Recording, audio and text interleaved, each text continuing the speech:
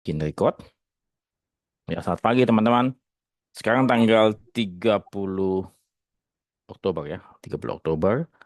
Eh, betul ya, tanggal 30 Oktober 2024 ya. Kita bisa ketemu lagi untuk antara punya pelatihan ya. Baik, izinkan saya share. Saya screen saja supaya lebih mudah. Baik, saya akan coba ini presentasi ya. Kalian sudah lihat ya? Baik, saya akan coba mulai ya. Ya, jadi pada pagi hari ini kita akan diskusi mengenai cargo underwriting ya. Apakah teman-teman sudah lihat ya? Sudah lihat belum? Sudah, Pak. Sudah ya, Sudah, oke. Pak. Jadi tadi barusan pemanasan kan kalau tetanggung atau calon tetanggung ingin mengasuransikan ataupun mengirim coklat ke Eropa, apa yang kalian lakukan ya?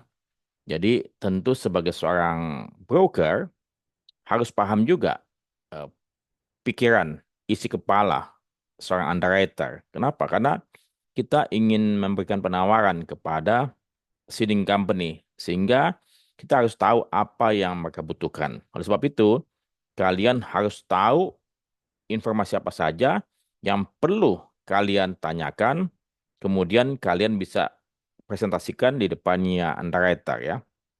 Baik, saya akan coba langsung saja.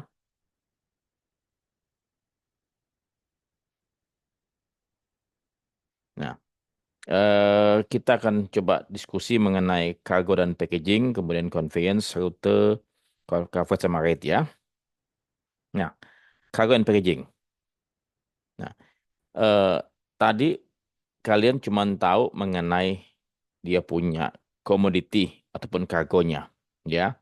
Tapi sebelum kalian dapat menerima sebuah bisnis, sebuah klien baru, kalian harus betul-betul paham siapa calon klien kalian, ya. Pertama, bisnisnya apa saja, ya.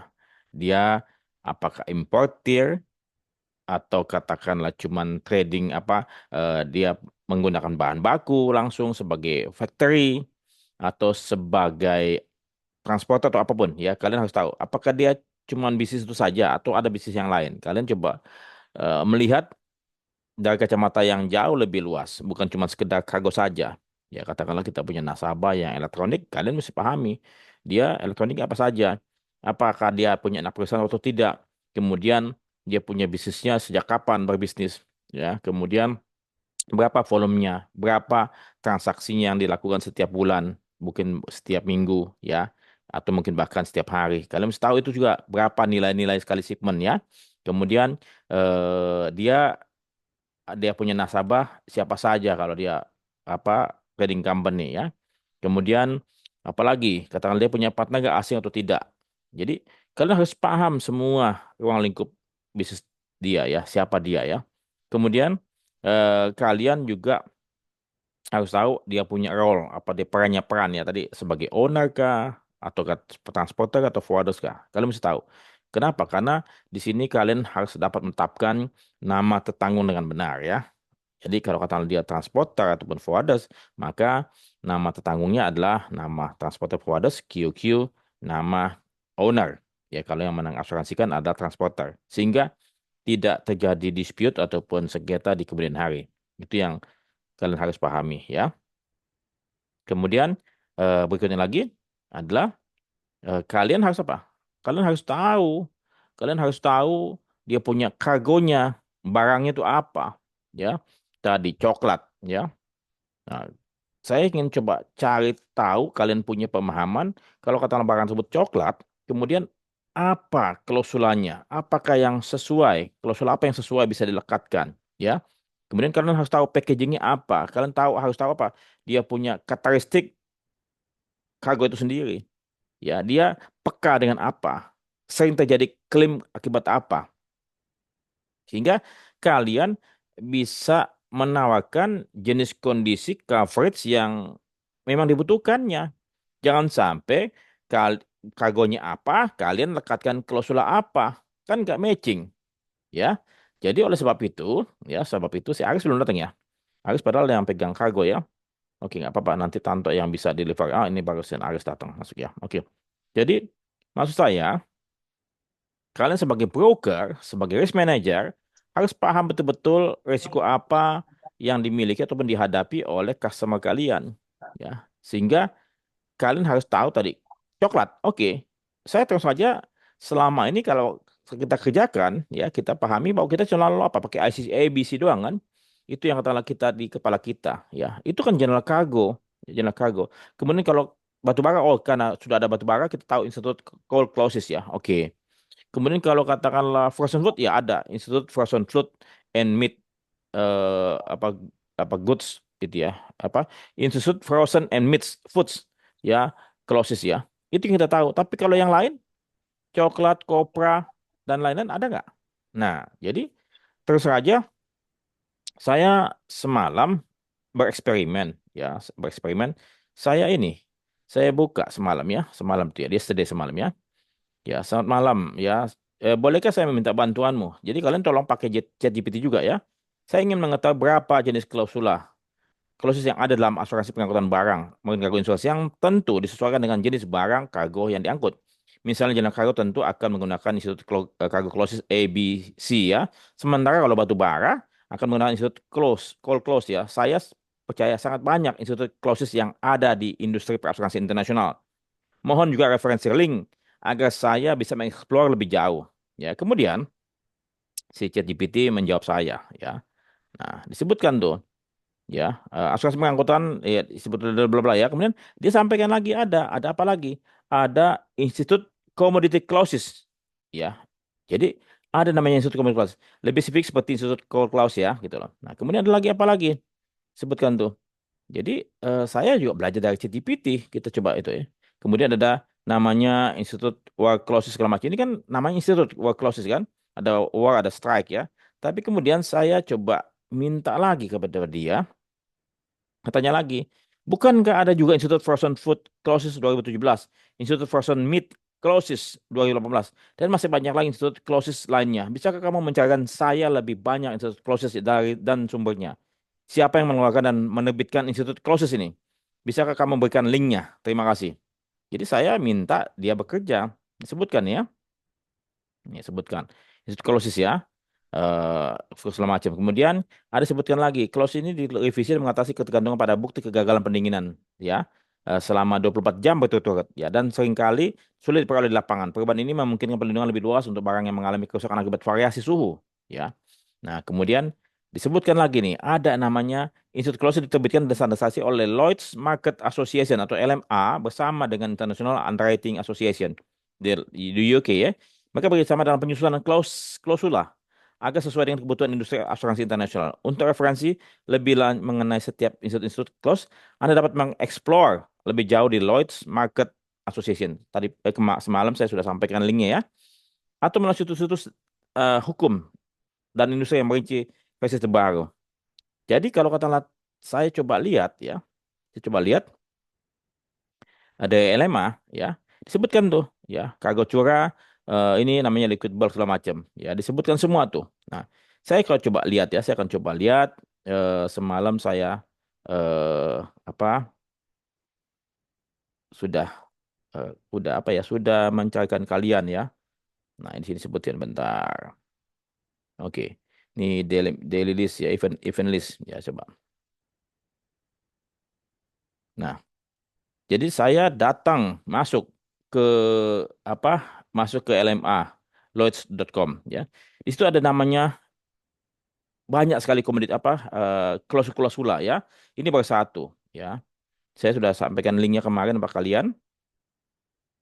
Jadi kalian tinggal gali lebih jauh dan kemudian saya kemarin coba apa ya? Sudah kemarin sudah ini nih.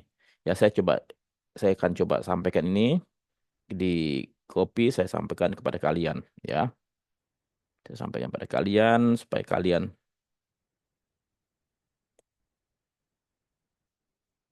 nah, nah, oke linknya itu ya. Jadi Di situ, ya, di sini, saya tinggal lihat nih, ya, ada namanya Institute Coal Clause, Institute Commodity Trade and Phosphate, ya, trade. Nah, ini kalau tadi nih, Institute Commodity Clause apa sih komoditi ini? Coba kita lihat ya. Nah, Commodity Trade Clause ada A, B, C. Jadi, untuk coklat, di sini sebutin lagi nih. Ya, saya coba lihat ya. Kalau lihat di sini. Ini saya sudah, semalam saya sudah buka. Oke, nah, disebutkan tuh, ya. Disebutkan apa nih? Agreed with the Federation of Commodity Association for the insurance of shipment of cocoa, ya, coffee, cotton, fats, and oils not in bulk, ya, hide skins, leather, metals, oil seeds, sugar, raw, ya, and tea. Jadi apa? Jadi kalau untuk coklat, dia punya klausulanya ada namanya Institute Commodity Trade Clause. Ya bukan hanya ICC saja A biasa, tapi ini itu yang maksud saya. Supaya kalian paham ya bahwasannya kalian harus melekatkan apa? Melekatkan klausula yang apa? Related, yang relevan. Itu maksud saya. Ya. Jadi kalian nanti coba explore lebih jauh dari apa yang saya berikan linknya tadi ya. Nah, itu. Oke. Begitu lagi. Jadi kalau kalian sudah tahu kargonya dan itu kalian harus apa? Tahu packagingnya. Bagaimana sih packagingnya coklat? Nah, kalau kalian mau belajar lagi, kalian belajar dari ChatGPT. Saya coba tanya ChatGPT lagi. Mana dia ChatGPT? Oke, nih ya. Saya tanya pagi ChatGPT. Mohon bantuan informasi kamu. Packing, packing yang digunakan untuk membungkus biji coklat apa agar bisa standar ekspor dan untuk keperluan asuransi. Terima kasih. Nah, jadi kalian bisa tanya, ya, tuh, ya. Jadi itu bisa dengan Cargoni, bisa dengan flexible intermediate bulk containers, bisa ada lapisan segala macam itu ya. Jadi atau kalau kalian ini kan ChatGPT ya, nih di sini juga kalian bisa masuk SIGA nih, masuk mana? Ke sini nih, Institute Cocoa Organization, ya. Jadi kalian bisa lihat lagi apa yang bisa digunakan biasanya. Jadi jangan sampai katakanlah kalian nggak tahu apa itu packagingnya, bagaimana mereka membungkus kopi, ya.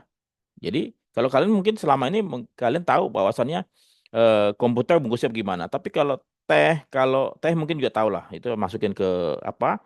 Kayak kalau kalian bisa beli teh apa celup itu kan ada bungkusnya satu celup kemudian masukin kotak kotak habis masukin di wrapping plastik habis itu masukin lagi ke dos-dos gede ya habis itu masukin di wrapping plastik lagi tuh ya tapi kalau kalian nggak paham kalian apa mesti cari tahu dengan mana cari tahu dengan jarimu tanya ChatGPT ya itu poinnya ya mengenai kargo dan packagingnya.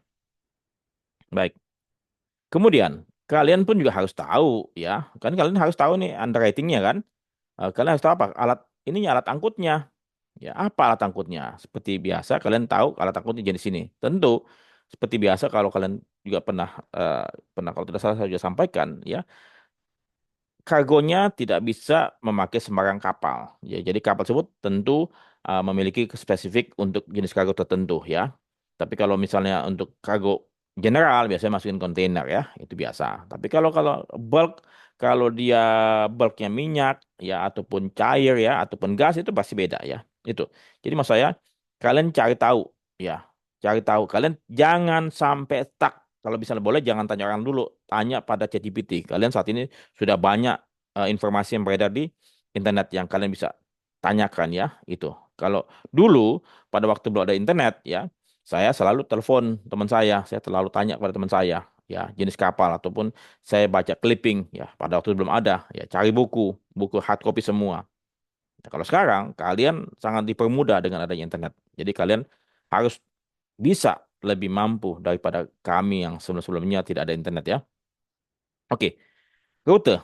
Nah, ini rute kan tentu pasti akan menentukan juga berapa tarif yang akan dikenakan. Ya, tidak bisa yang apa dalam negeri sama luar negeri apa sama, tidak bisa ya. Semakin lama, semakin panjang perjalanan kapal tersebut, ya tentu resikonya semakin tinggi ya. Nah, tentu selain perjalanan tersebut perlu waktu lama atau tidak, kemudian dia lewat mana? Lewat daerah mana? Lewat daerah katakanlah yang memang itu sedang zona perang, atau itu sering terjadi pembajakan laut, atau di situ sering terjadi badai, ya. Kalian harus apa? Cari tahu lagi dengan ChatGPT atau pada apapun ya, di mana terjadi sering badai ya. Jadi di mana terjadi perompakan ataupun pirates ya. Ya, di mana saat ini eh, terjadi perang ya. Kalian tinggal apa lihat TV, kalau TV nggak ada ya kalian ke internet, internet jauh lebih cepat, ya, langsung update ya. Ya, jadi kalian tahu berapa risikonya, dan tapi tentu untuk daerah tertentu yang saat ini sedang dalam zona perang ya, saya percaya pasti itu akan di exclude ya, akan di exclude ya, sehingga kalian tidak bisa menambahkan institut war clauses ya, terutama yang saat ini masuk ke Laut Merah ya, itu. Oke, jadi ini tadi dalam tiga digital, ini maksud saya ini ya. Kalian harus hati-hati di daerah sini ya, yang daerah berkecamuk Israel dan Timur Tengah, kemudian juga di Mediterania, Rusia dan Ukraina ya, karena dua lokasi tersebut sedang sedang dalam tanda petik berperang, dan kemudian tentu akan berdampak kepada asuransi dan tarifnya ya.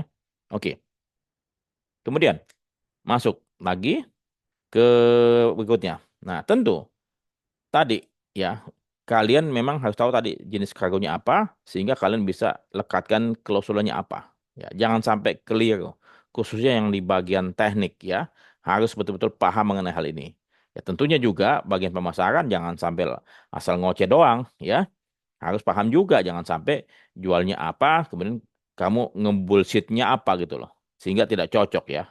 Ya, jadi intinya apa, kamu harus tahu kargonya apa dan klausulanya apa, itu mesti dilekatkan jadi satu. Kalau katakanlah misalnya ya, dia kirim lewat udara, lewat FedEx ya, tentu ICC A B C nggak perlu, nggak ada. Jadi Institut Air Cargo Clause. Jadi ada air khusus untuk air, ya. Tidak bisa apa Institut ICC ABC biasa. Jadi ada Institut Air Cargo. Jadi langsung, ya, Air Cargo Clauses ya.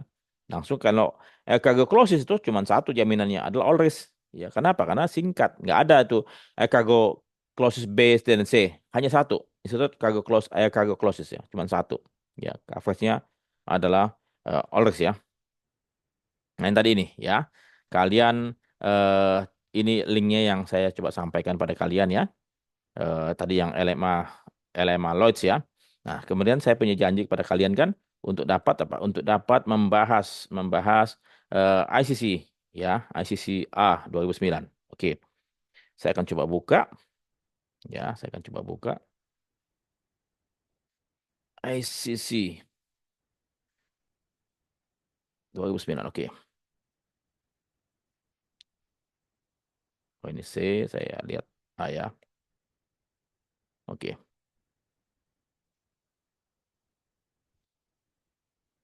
Saya langsung bahas ya. Kalian tinggal perhatikan, dan kalau kalian mau tanya silakan ya. Saya akan coba perbesar. Nah, dia perbesarnya ini saya hilangin, pindahkan dulu ke kanan. Ke bawah deh. Oke. Oke ya. Ketahuannya sudah cukup jelas ya. Terlihat ya. Nah, saya akan coba bahas satu persatu ya. Pertama, Institut Tuberculosis A berarti apa? Untuk general cargo. Ya, kita nggak bahas dengan coal ataupun frozen food ataupun komoditi yang lain ya.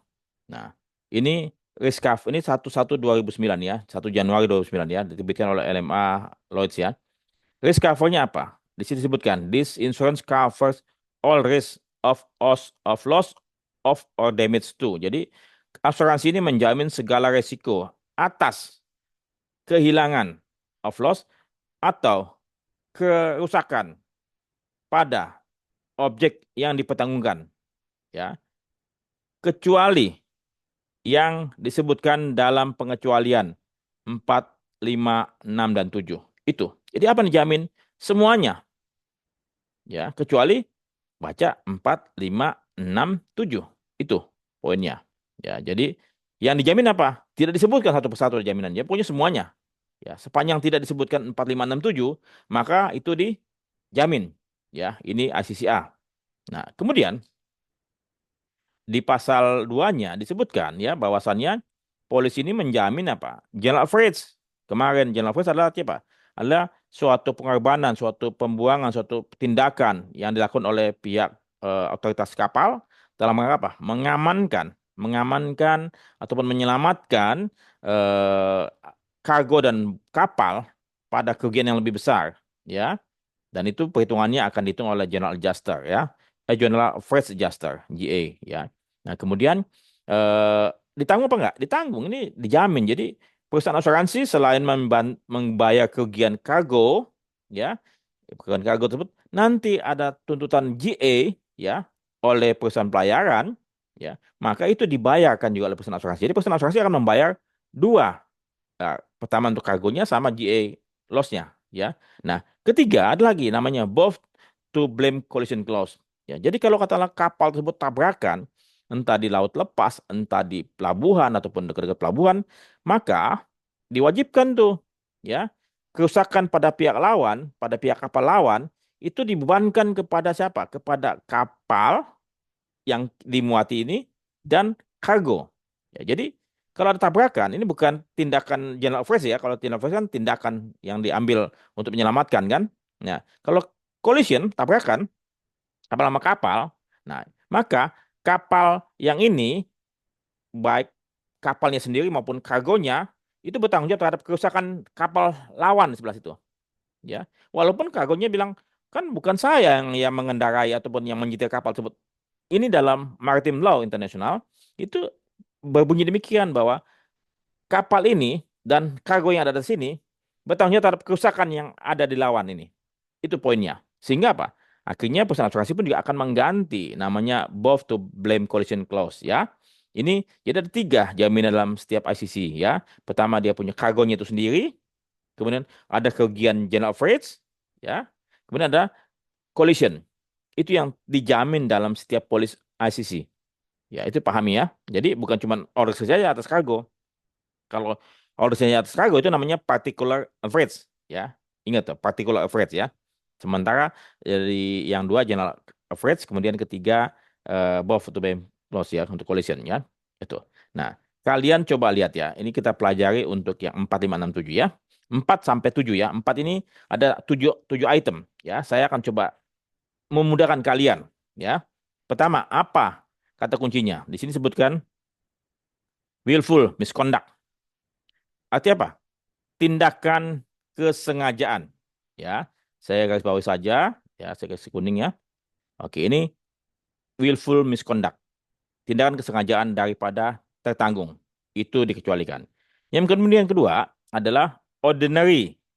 Nah, ini ordinary leakage, loss, and weight and volume, and wear and tear. Ya, jadi adalah suatu hal yang alami ya, ya untuk kebocoran, kehilangan ya dalam volume ataupun berat ya. Kemudian wear and tear itu tidak dijamin. Ya, kemudian sudah disebutkan lagi yang ketiga apa? Disebutkan insufficiency, unsuitability of packing. Ya, jadi packingnya tidak layak ya, tidak standar, maka akan ditolak klaimnya.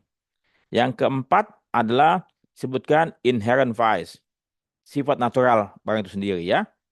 Jadi misalnya katakanlah eh, apa kopra terbakar, apa mudah terbakar, mudah panas dan terbakar sendiri ya. Jadi ada barang-barang yang katakanlah memang sifatnya itu perlu apa? Perlu penanganan khusus. Sehingga kalau tidak ditangani khusus dan di packing begitu saja dan kemudian musnah, rusak, maka tidak dijamin. Nah, kemarin si Fahri ya, ini sebutkan delay. Ya, jadi sebutkan delay pun juga nggak dijamin. Walaupun apa, even though the delay because by risk insured against. Ya, jadi kalau kata tadi kapalnya apa karam, kena ombak, ya kandas. Oh ya, kandas di tengah laut. Benar Pak? Terlambat kan? Terlambat tuh. Sehingga ada barang-barang yang busuk, ya. Nah, jadi kalau kata dia mesti datangnya besok tiba, tapi karena ada kandas ini, karena topan badai, dia datangnya mungkin minggu depan. Sehingga apa? Barang tersebut sudah rusak. Nah, walaupun ini kan delay kan, terlambat kan. Walaupun tadi keterlambatan tersebut disebabkan oleh apa? Kandas dan ada angin topan. Maka kerusakan akibat delay tidak dijamin. Kecuali barang tersebut rusak akibat tadi topan badai. Ya, rusak akibat topan badai. Itu lain cerita. Ya, berarti apa? Direct loss. Ya, namanya causa proxima. Itu kalian mesti ingat tuh. Bahwa barang yang rusak akibat badai itu dijamin. Tapi kalau barangnya rusak ya akibat kapal kena badai dan terlambat ya tiba di pelabuhan tujuan, maka kerusakan akibat keterlambatan ini tidak dijamin. Walaupun penyebab keterlambatan tersebut disebabkan oleh risiko yang dijamin. Itu dulu ya. Oke, mudah-mudahan lebih jelas ya. Kemudian yang keenam, ya, kerusakan atau kerugian akibat apa? Bangkrutnya ataupun tidak like itunya apa keuangan ya daripada owner managers ya. Jadi gini misalnya nih. Jadi kalau kata misalnya kapal dipakai kemudian tiba-tiba kapal tersebut apa? Disita oleh bank, oleh siapapun gitu loh. Ya bisa saja dia sewa kapal ya, dia charter kapal tapi eh dia belum bayar uang sewanya kepada pemilik ya. Kadang-kadang kan kita kirim barang tapi kapal tersebut disewa oleh perusahaan pelayaran apa, tapi kapal tersebut bukan milik perusahaan pelayaran, tapi milik perusahaan pelayaran yang lain. Dia cuma sewa. Ya kadang-kadang kan begitu ya di mana di Multitrans juga sama kan. Dia kadang-kadang menggunakan kalau kapal armadanya habis dipakai untuk ngangkut nasabah, ya. Nah, dia apa? Dia mesti apa? Outsource kan, mengambil mengambil kendaraan lain untuk dioperasikan mengangkut barangnya tanggung dia atau nasabahnya dia, gitu loh. Nah, di sini tiba-tiba kalau misalnya tadi ada nasabah kita tadi mengambil kendaraan lain, kemudian dia belum bayar, ya, atau di kendaraan ini diambil oleh pemiliknya, ya, diambil oleh pemiliknya sehingga kargonya ada di situ dan kemudian apa? Rusak, maka tidak dijamin. Ya, itu yang nomor 46 ya. Kemudian yang 47 ya disebutkan kata di sini akibat penggunaan apa? Akibat penggunaan weapon device yang atom nuklir. Ya. Ini dulu cuma sampai ke nuklir fission, tapi sekarang ada fusion ya, radioaktif. Ya, jadi ini yang katakanlah yang dikecualikan dalam 4.4 ya. Ada 7 item ya. Itu. Sementara nomor 5 kalian lihat ya, ini namanya apa? Seaworthy ya, seaworthy ya, seaworthy. Jadi kalau nasabah tahu bahwa kapalnya tidak layak laut atau nasabah tahu bahwa kendaraannya tidak layak darat dan kemudian digunakan ya dan kemudian mengalami kecelakaan ya, maka poin 5 ini menjadi dasar penolakan klaim oleh perusahaan asuransi. Tetapi kalau tetapi kalau nih Kap ya, kamu lihat ya. Tapi kalau di sini disebutkan nih, ya. The insurance waive and the breach and implied simultaneous receipt of the ini. Jadi disebutkan di sini nih ya. Kalau tidak salah has been party claim. Oke, jadi disebutkan kalau katakanlah si tertanggung tidak tahu ya, by this. Jadi disebut yang nomor 52 dia. Ya, 512 nih, ya. Ya. Unfitness of container or conveyance. Jadi bukan cuma hanya conveyance tapi container juga ya. Sebutkan for the safe carriage of the subject matter insured where loading therein or thereon is carried out prior to attachment to the insurance or by the suit or their employees and they are privy ya. Dia tidak tahu. Dia tidak tahu bahwasannya itu tidak laik laut, tidak laik darat, ya dia tidak tahu betul-betul ya. Karena ini bukan bukan kapal dia, bukan kendaraan dia. Jadi sekarang kepada pihak lain. Maka apa? Poin 5 ini ya tidak bisa berlaku. Jadi perusahaan asuransi tidak bisa menolak klaimnya karena katakanlah kapal tersebut tidak layak laut ya. Kalau tertanggung tidak tahu dia serahkan kepada pihak forwarders, kepada pihak transporter dan dia tidak dapatkan nama kapal, nama kendaraan, tiba-tiba langsung keluar BL-nya, kapalnya sudah berangkat, dia nggak tahu sama sekali. Ya. Oke. Kemudian yang poin 6 adalah terkait dengan apa? Perang ya. Perang nih. Ini bisa diperluas ya. Perang. Tapi kembali lagi, perang yang tiba-tiba terjadi, tapi kalau sudah ada ya, dan dia mau melewati situ, kita mesti inform kapal kami akan melewati Laut Merah. Kapal kami akan melewati Mediterania, Laut Mediterania sampai ke Ukraina. Nah, itu mesti dijelaskan. Kalau perusahaan asuransi mau, silahkan. Tapi tarifnya mungkin bisa 3, 4, 5 kali. Bahkan mungkin maka, mohon maaf, kami menolak. Bisa saja. Jadi, kalian harus tahu rutenya. Ya, kalau kalian tidak tahu rutenya, mendingan kalian cari tahu kepada nasabah dan lihat peta. Ya, jadi nomor 6 adalah mengenai perang. Perang ini bisa dikecualikan, bisa diperluas ya. Tapi kadang-kadang perusahaan asuransi tidak mau ya kalau memang itu melewati daerah konflik, kecuali tiba-tiba kita sudah beli war ya, dalam perjalanan kan tiba-tiba pecah perang. Kalau sudah dilekatkan itu institute war clauses ya, tiba-tiba pecah perang, maka polisi tidak bisa dibatalkan ya, karena dalam perjalanan ya. Makanya kalian harus tahu dulu sebelum berjalan apakah dia akan melewati daerah perang atau tidak. Kalau misalnya tidak, ya udah kalian lekatkan institute war clause dan tambahkan rate berapa sekian. Nah, kemudian tiba-tiba dalam perjalanan pecah perang, ya perusahaan asuransi tidak bisa withdraw, tidak bisa batalkan ya seketika ya. Harus sampai selesai dia punya polis kargonya. Oke. Kemudian yang nomor 7 institute strike clause ya. Ini mengenai strikes ya. Jadi ini juga bisa diperluas. Jadi yang 6 dan 7 ini ya, itu bisa diperluas dengan tambahan premi ya. Oke. Kemudian kita baca lagi. Nah, ini duration. Ya, duration ya. Ini 7 sampai terorisme dijamin ya. Tinggal kalian bisa minta pelekatan ya. Institute strike clause ya. Duration. Ya, ini duration yang ICC 82 dan 2009 itu berbeda ya di sini ya. Yang seperti saya sudah pernah jelaskan sebelumnya.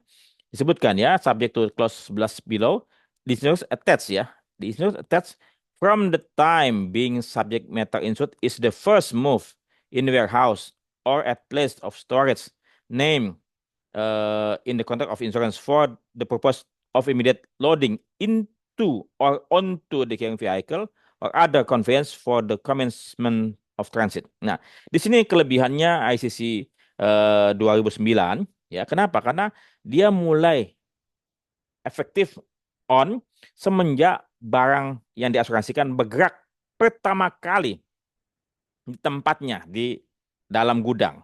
Itu. Sementara kalau polisnya 1182 itu asuransi ini mulai on semenjak ya alat pengangkut darat bergerak meninggalkan gudang muat. Ya itu bedanya ya.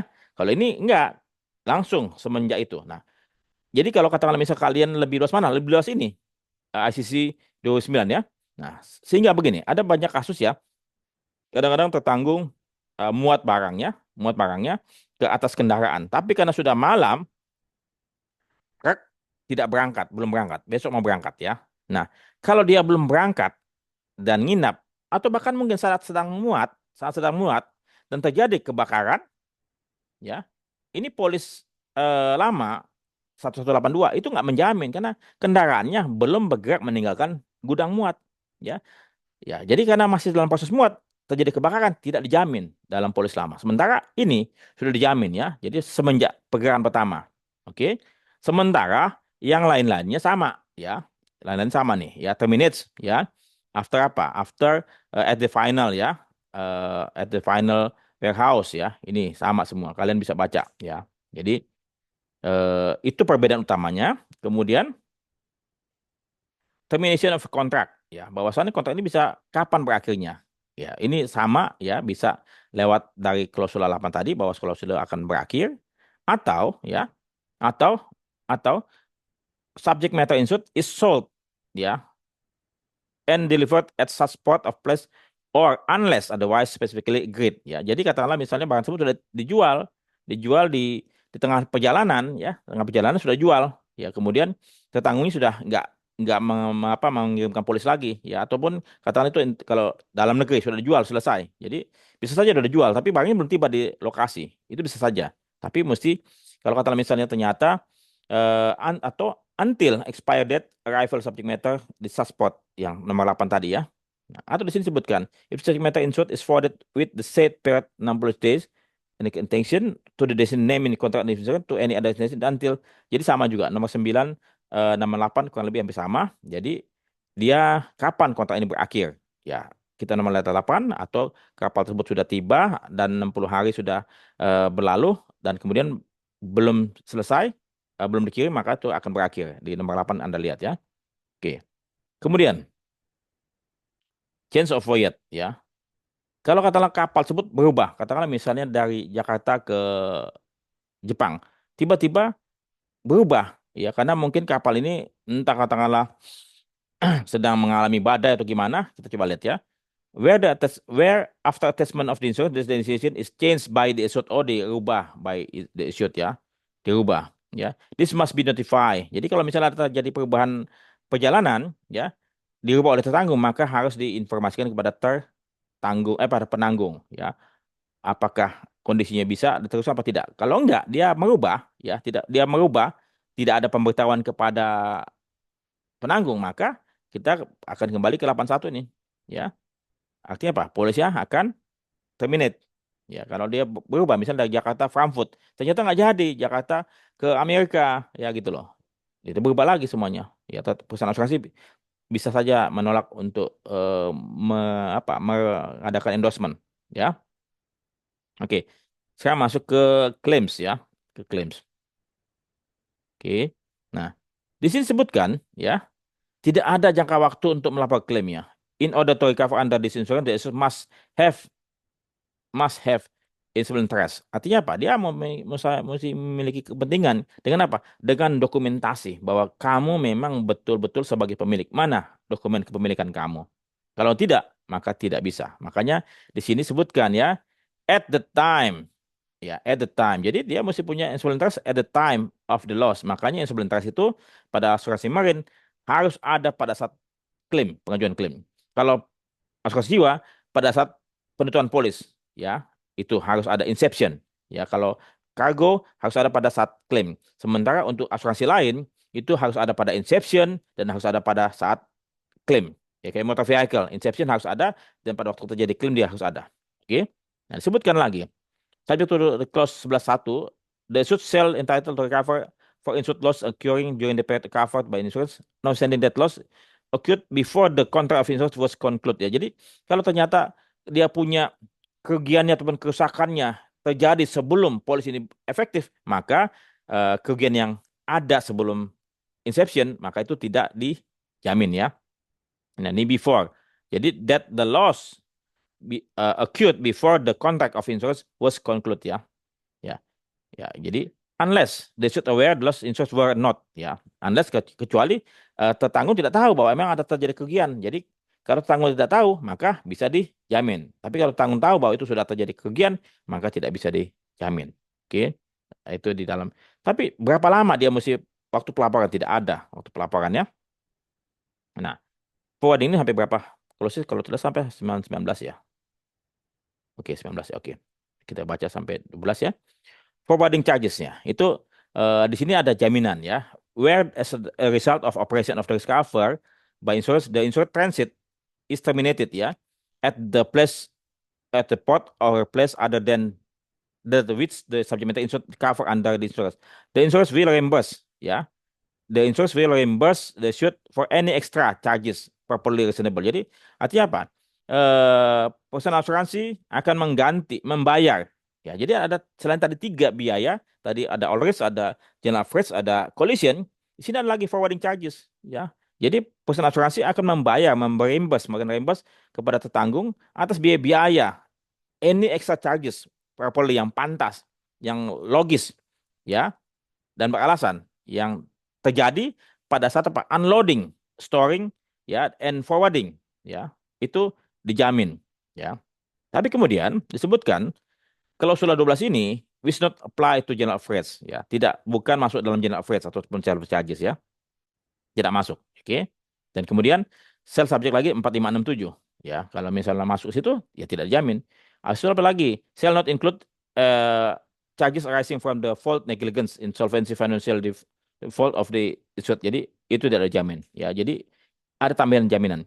Nah, CTL kemarin jelas ya, bahwasannya itu bisa di cover ya eh, atas kerugian-kerugian barang yang memang tidak bisa diselamatkan ataupun diselamatkan biayanya besar ya.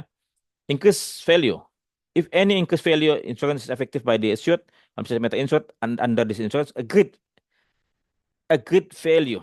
Ya, jadi kalau kata misalnya invoice-nya ditambahkan profit margin ataupun imaginary profit itu boleh. Jadi artinya Pak, ini sebagai a good value. Ya, tetanggung boleh mengambil keuntungan. Ya, tapi sepanjang penanggung sudah setuju, silahkan. Ya. Where the insurance is on increased value following clause shall apply. The good value to subject matter insured shall be deemed to be equal to the total amount insured. Ya, mesti harus total amount insured under primary insurance and the covering the loss effective to the subject matter. Oke, ini penjelasannya. Nah, kemudian nomor 15. Kita lihat lagi. Benefit of insurance. This insurance covers the assured which include the person claiming indemnity, either a person or whose behalf on.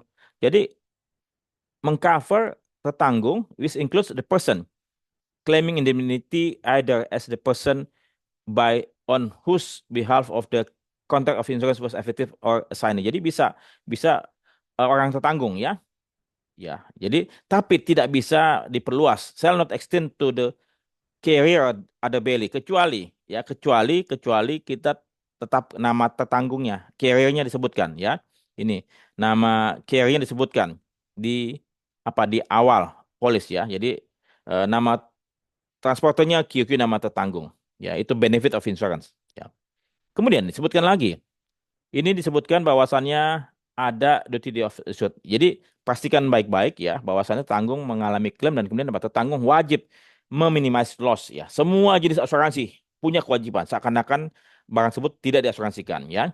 Jadi seandainya tertanggung mengabaikan hal ini, maka bisa saja perusahaan asuransi akan menolak kerugian lanjutannya ya. Bahkan mungkin kalau misalnya hilang tanpa tidak bisa dibuktikan ya karena dia tidak menjaga mobil atau tidak menjaga barangnya di tempat musibah hilang ya sudah berarti apa perusahaan asuransi bisa menolak.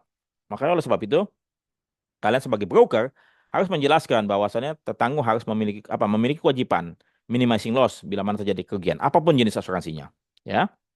Waiver, nah sini disebutkan kan measure taken by the insured of the insurer with the subject of saving, protecting, recovering the subject, matter shall not be considered as waiver of the burden.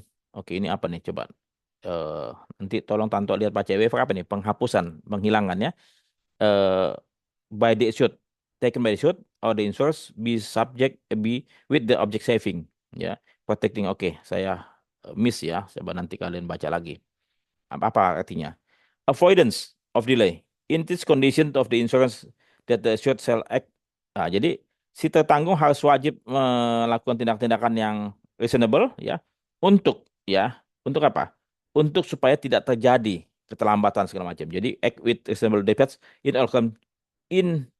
all circumstances their control ya. Ini untuk mencegah keterlambatan. Nah, yang ke-19 ini terus saja menjadi suatu dilematik ya. Ya, ini jadi this insurance subject to the English law and practice. Kalau dia pengangkutan internasional, ini memang wajib English law. Kita nggak bisa pakai Indonesian law. Tapi kalau katakanlah perairannya dari Jakarta ke Surabaya pakai English law, mana mungkin? Ya, ini pernah ada kejadian. Ya, saya akan coba nanti sampaikan pada kalian kasusnya. Saya sampaikan perusahaan asuransi. Saya sebutkan asuransi AHAP. Ya, AHAP. Lawan mana lagi? Ya, ataupun ada lagi case yang lain. Ternyata saya dapatkan 2 case ya dari AHAP ini.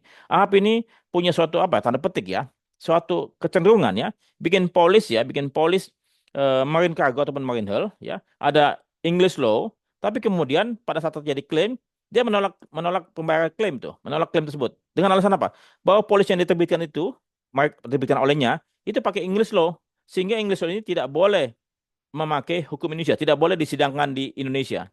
Nah, ternyata Mahkamah Agung membenarkan perusahaan asuransi ini yang menolak klaim ini, bahwasannya memang polis ini adalah polis memakai English law, sehingga tidak bisa disidangkan di Indonesia, harus disidangkan di mana? Di negara-negara yang memakai English law, minimum Singapura. Jadi dari awal dia sudah punya niat ya, kalau ada English law, maka dia bisa tolak klaimnya. Perhatikan baik-baiknya. Jadi saya akan coba bikinkan apa? Oke, saya coba sampaikan saja langsung di sini solusinya. Solusi atas English law ini. ada dua. Pertama, asosiasi asuransi membuat pengganti polis ICC A, B, C ya dengan polis standar asuransi pengangkutan Indonesia yang judulnya sama semua, isinya sama semua dan pasal 19 ini ya pasal 19 ini diganti ya Indonesian law. Itu ya diganti dengan Indonesian law. Kalau tidak, khusus untuk Indonesia ya. Kalau tidak, maka ada kecenderungan perusahaan asuransi lain akan menolak klaim ini. Kalau pasti pakai polis aslinya. Nah, itu solusi pertama, ya diganti dengan polis standar asuransi pengangkutan Indonesia yang harus dibuat oleh asosiasi dengan mentranslate polis aslinya, cuman pasal 19-nya diganti Indonesian law. Atau solusi kedua, solusi kedua ya, masih pakai polis aslinya, polis Marine, ICCA, BC, ya, ataupun polis Marine Hull, ya. Tapi kemudian apa? Pasal 19-nya, pasal 19-nya diganti dengan apa? Dengan dicoret, diganti apa? Dengan Indonesian law. Kalau itu memang polisnya diterbitkan di Indonesia, pakai Indonesian law. Dicoret tuh. Jadi lucu ya.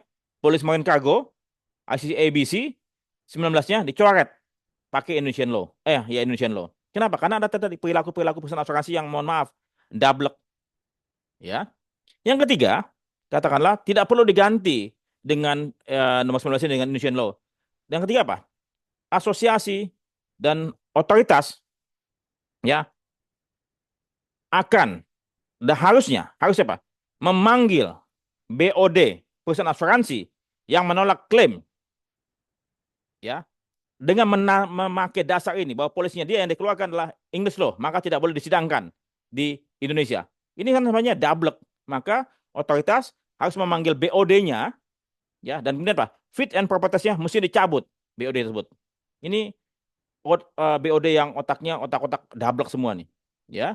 Dan kemudian apa? Asosiasi wajib membekukan keanggotaan perusahaan asuransi tersebut yang menolak klaim atas dasar English law ini. Itu solusi yang saya coba sampaikan. Saya akan bikinkan short konten ya di YouTube pagi ini untuk dapat membuat supaya mereka lebih paham bahwasannya ini menjadi biang kerok ya, menjadi permasalahan sumber sengketa di kemudian hari. Ya. Oke, kemudian kita balik lagi ke presentasi tadi ya. Mana dia presentasi saya? Sebentar lagi. Oke. Ya. Jadi ini sudah kita bahas ya. Kita masuk ke premium rate. Oke. Premium rate itu tersebut dasarnya apa? Apa dasarnya? Saya bersyukur bahwasannya tarif premi asuransi kargo tidak diatur oleh pihak otoritas. Dan memang sebetulnya tidak perlu diatur tarif yang lain. Tarif asuransi kendaraan, asuransi kebakaran pun juga keliru kalau bilang diatur. Kenapa? Karena tarif premi ada 5 unsur. Dan 5 unsur ini setiap masing-masing perusahaan asuransi berbeda-beda. Terutama loss ratio ataupun pure risk. Ya. Kemudian apa? Overhead yang ketiga. Yang keempat adalah profit margin. Masing-masing berbeda-beda. Sehingga tidak boleh disamakan. Ya. Nah, dan dalam kasus untuk kargo, tentunya ya tarif ini sangat bergantung kepada jenis kargo itu sendiri ya. Dia cair, padat, gas, kemudian jenisnya apa. Frozen food sama general cargo beda, sama komoditi beda. Ya, itu pasti beda ya. Itu sangat berbeda. Kemudian conveyance apa? Conveyance alat angkutnya apa? Ya, itu sangat mungkin kalau darat ataupun heavy equipment jelas. Dia mungkin heavy equipment aman, tapi alat angkutnya yang berbahaya ya, karena dia tidak bisa pakai kapal-kapal yang besar ya, biasanya dia masuk ke sungai-sungai ya. Gitu. Kemudian rute, semakin jauh semakin mahal. Semakin dekat semakin murah. Tapi kembali lagi, apakah melewati daerah perang apa tidak? Ya. Kemudian terakhirlah coverage-nya. Semakin luas coverage-nya, semakin mahal. Kalau semakin sempit, ya C mungkin semakin murah. Ya. Rating untuk kargo tidak terbatas ya. Mungkin untuk personal effect bisa sampai dengan 1% ataupun 1,5%. Tapi kalau untuk general cargo bisa 0,1 sekian. 0,1125 atau 125 ya. Ada juga perusahaan asuransi yang tanda petik nekat ya, tarifnya dikasih 0,0 ya. Jadi 0,01 sekian persen atau 0,1 per mil. Ya, 0,1 per mil ya. Itu mereka kasih tarif. Tapi kembali lagi bila mana mereka mau Ya, silakan. Tapi kembali lagi, jangan asal mencari premi murah saja dari perusahaan asuransi. Cari perusahaan asuransi yang memang punya komitmen bagus dan manajemennya kita kenal. Bila tidak, maka kalian akan sangat sulit untuk menagih klaim. Ya, mereka akan sangat mudah untuk menerima bisnis, tapi pada waktu terjadi klaim, mereka akan sangat sulit untuk kita tagih. Ya, oke. Karena materinya sudah selesai, ya, materi sudah selesai. Jadi saya membuka pertanyaan. Kalau misalnya kalian ada pertanyaan, saya stop share. Oke, silakan teman-teman kalau kalian mau bertanya. Monggo. Halo pagi Pak Dani. Pagi Aris, silakan. Pak, saya mau tanya soal ETD untuk shipment laut sama udara. Jadi untuk shipment laut itu kan di BL ada kata-kata ship on board atau laden on board ya Pak? Simon on board apa? Ya, ship on board atau laden on board kalau di BL. Kalau di AWB ada flight date kan. Hmm, Ya. Nah, tapi jadi itu yang saya jadiin patokan buat sebagai ETD. oke, ETD di sertifikatnya. Tapi ada oke, juga yang beranggapan bahwa kalau misalkan ETD itu dibuatnya adalah, jadi misalkan memang berangkat di ETD tanggal 27 tapi berangkatnya tanggal 28. Jadi yang dijadiin ETD-nya itu tanggal 28. Itu kira-kira penjelasannya harus mengacu ke yang mana ya Pak? Kalau misalkan di sertifikat itu harus ngikutin ship on board-nya atau ngikutin memang kapalnya berangkat atau ngikutin tanggal berangkat kapalnya gitu Pak. oke. Terima kasih Aris. Ya. Jadi BL kadang-kadang begini. BL kan kapal kan muatannya banyak, ya, muatan banyak. Seringkali muatan daripada nasabah kita diangkat ke atas kapal on board itu lebih awal. Bisa saja lebih awal kan? Nah, BL-nya bisa diterbitkan pada tanggal dimuat itu, on board kan? On board tuh. Tapi kapalnya belum berangkat kan? Karena dia masih muat yang lain lagi kan? Mungkin perlu satu malaman. Satu malaman. Mungkin dia sudah muat siang tapi dia masih muat kemudian besoknya baru berangkat, ya. Nah, jadi jangan bingung ya. Tapi kalau selama ini saya selalu pakai Pak tanggal BL. Ya, tanggal BL. BL tersebut keluar kalian tanggal berapa? Bisa nggak BL tersebut keluarnya berbeda dengan kargo lain? Bisa saja, ya. Bisa saja menurut saya ya. Kalau kata misalnya kita punya nasabah dimuatnya tanggal 30 ini, mungkin sore, ya katakanlah sore. Itu keluar tuh BL-nya.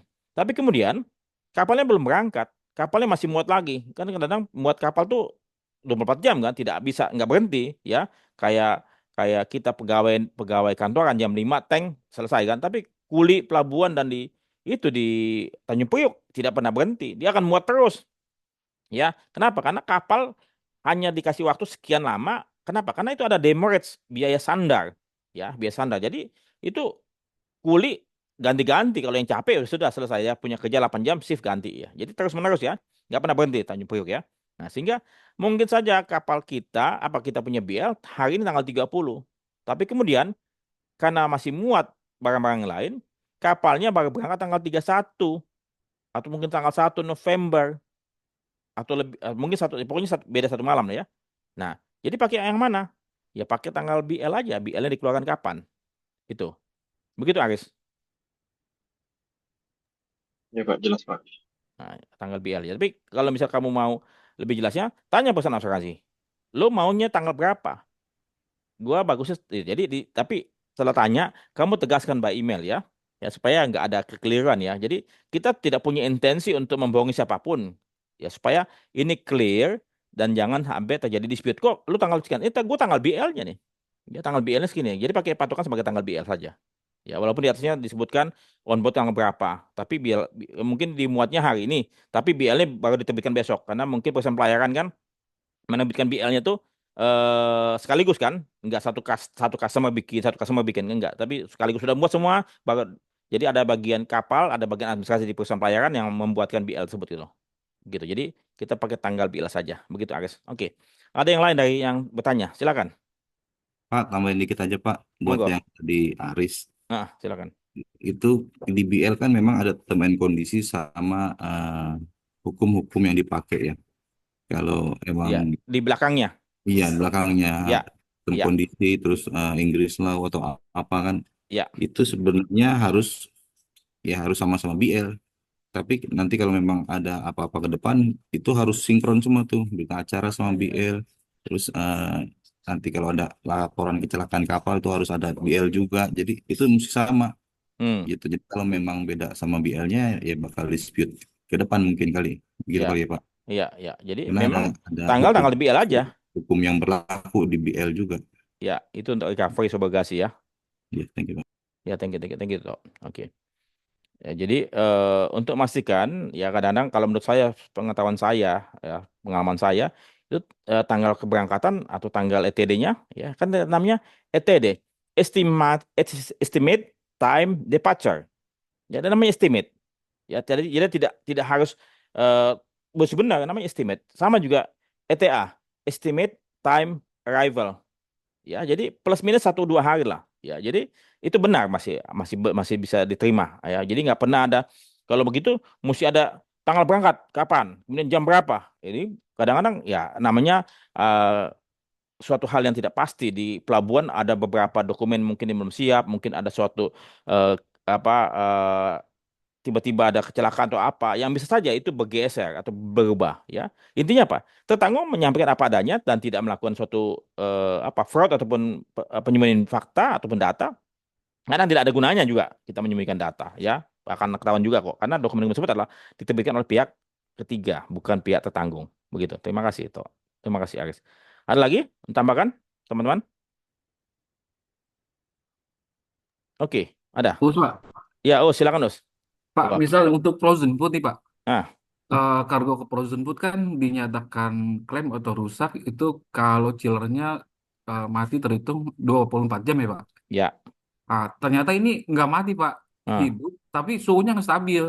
ah Kadang drop, kadang itu gimana Pak? Itu bisa diklaim nggak Pak?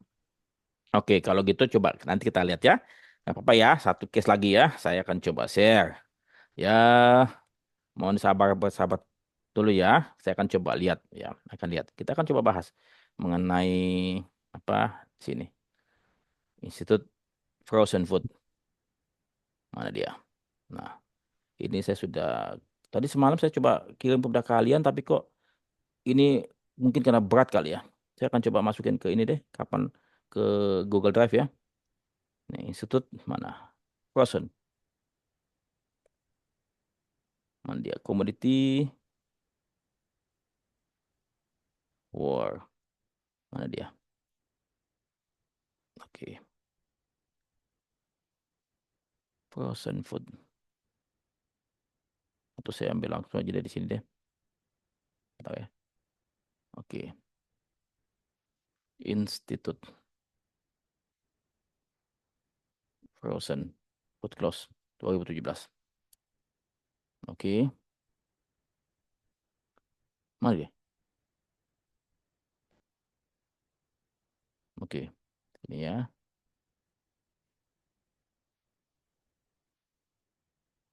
Ya, silakan ya. Kita coba sama-sama ya. Ya.